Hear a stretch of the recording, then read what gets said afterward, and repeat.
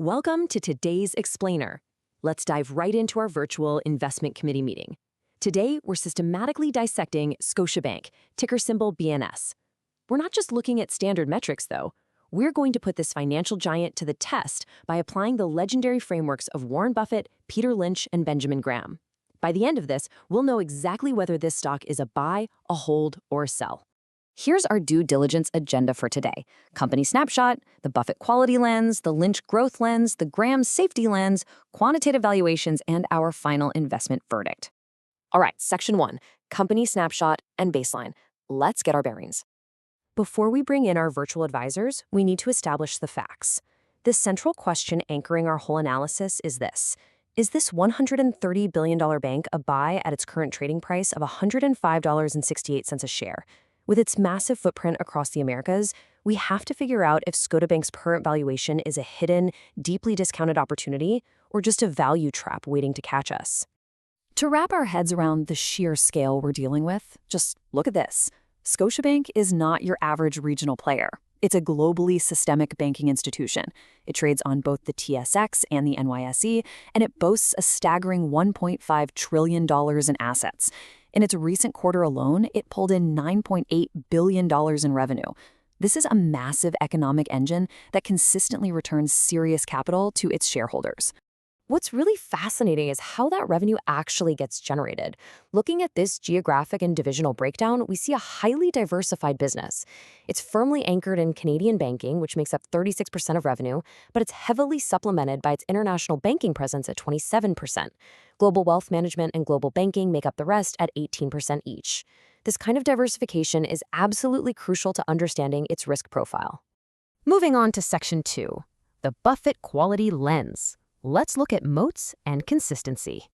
Time to bring in our first virtual advisor, Warren Buffett, who is always hunting for deep economic moats. If we run Scotiabank through his quality checklist, it actually scores remarkably well. First off, the economic moat is incredibly high. It operates within the famously protected oligopoly of the Canadian banking sector. Earnings consistency, also high. Despite some recent international restructuring, their historical profits are rock solid. Now, what about debt? We see a debt-to-equity ratio of 3.63. For a normal company, sure, that's alarming, but we can assume this is perfectly within safe, standard norms for a highly regulated global bank.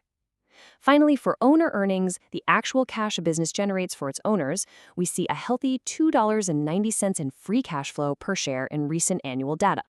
But here's what really seals the deal for a Buffett-style investor. 13.1%. That's Scotiabank's return on equity. It strongly demonstrates that management is highly efficient at deploying shareholder capital to generate profits. On quality alone, Buffett would absolutely respect this business. Next up, section 3, the Lynch growth lens. Legendary mutual fund manager Peter Lynch loves to put companies into buckets before valuing them. He'd immediately categorize Scotiabank as a classic stalwart. What's a stalwart? It's a large, established company that gives you steady, predictable growth and acts as a defensive ballast in your portfolio during a recession. This is vital because it sets our expectations. We aren't hunting for some hypergrowth tech startup here. We're analyzing a reliable, dividend-paying giant. To value a stalwart, Lynch popularized the PEG ratio, price to earnings relative to growth. If we take Scotiabank's trailing PE of 14.5 and divide it by their projected earnings growth of roughly 6.5%, we get a PEG ratio of roughly 2.2. Now, a PEG ratio of 1.0 is generally considered fairly valued. So at 2.2, Lynch would view the stock as slightly expensive relative to its moderate growth prospects. For Lynch, this translates to a firm hold rather than an aggressive buy. Let's shift gears to section 4. The Graham's safety lens. We're looking for that margin of safety. Now we turn to the father of value investing himself, Benjamin Graham.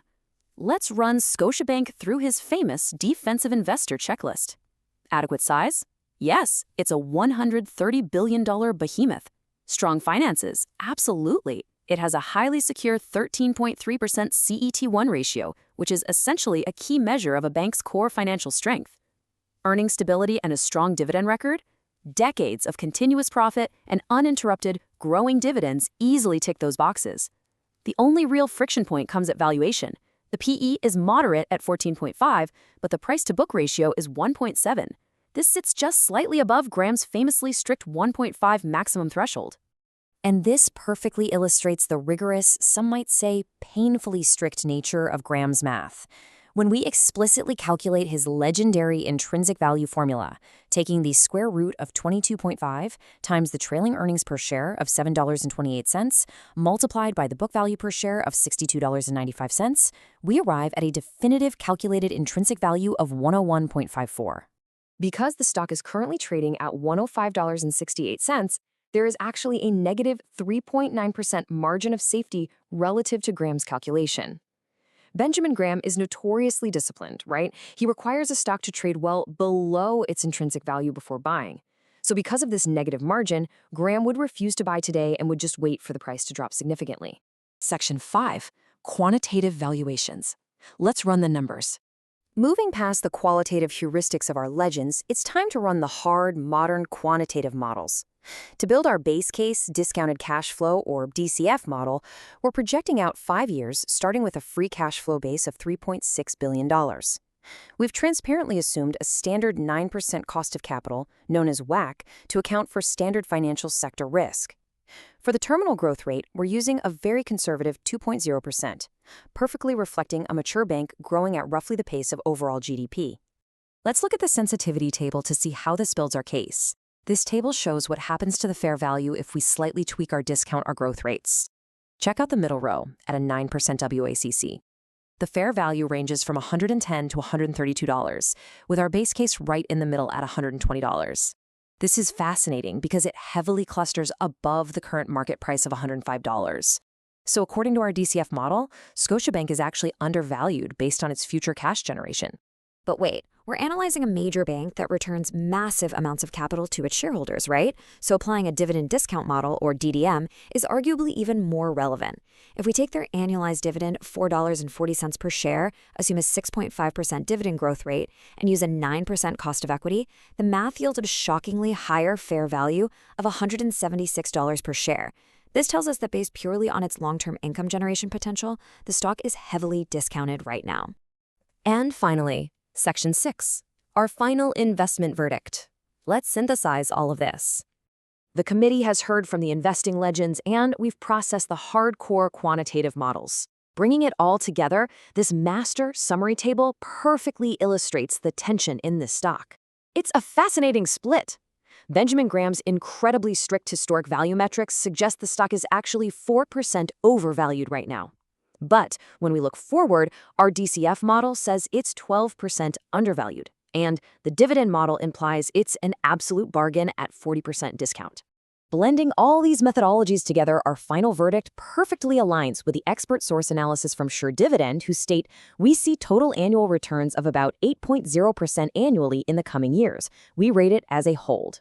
Look, Scotiabank is an incredibly high-quality business with a massive economic moat. It's a highly reliable hold that will consistently generate solid dividend income for your portfolio. However, because it lacks that deep, undeniable margin of safety across the board, it just isn't a pounding the table buy at today's prices. So, I want to leave you with this final thought. At what price would these legendary investors finally pull the trigger? While BNS is a solid hold today, you absolutely need to keep this prime asset on your radar. If market volatility or a temporary sector panic drags the stock down to the $80 range, the valuation dynamics completely flip. At 80, you have a massive margin of safety, an even higher dividend yield, and Buffett, Lynch, and Graham would all likely agree it's time to back up the truck. Thanks for joining this explainer, and happy analyzing.